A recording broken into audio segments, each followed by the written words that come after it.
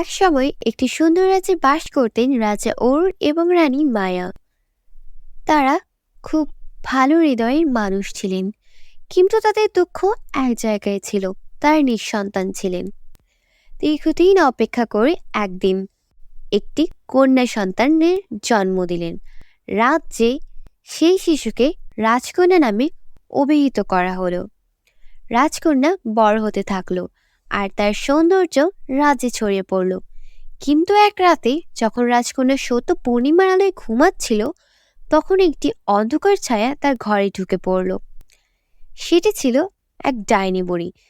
আমি তোমার ওপর এক অভিশাপ আনব, তবে যদি তুমি 3টি কঠিন কাজ সম্পূর্ণ করতে পারো, তবে আমি তোমাকে মুক্তি দেব।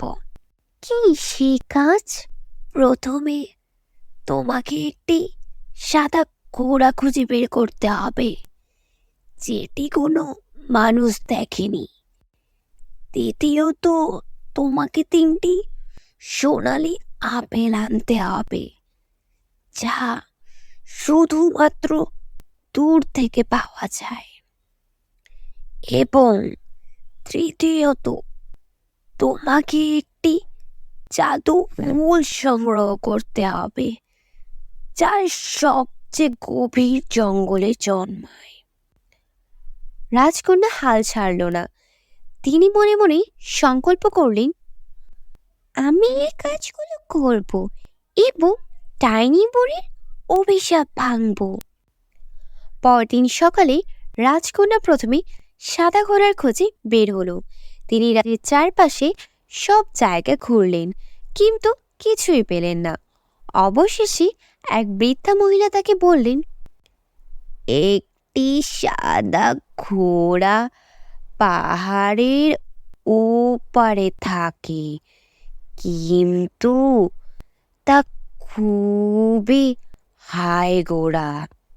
রাজকন্যা সাহস নিয়ে পাহাড়ের দিকে চলেন। সেখানে পৌঁছে তিনি একটি সাদা ঘোড়া দেখতে পেলেন, কিন্তু ঘোড়াটি তাকে দেখতে পেলেই পালিয়ে যেতে লাগলো।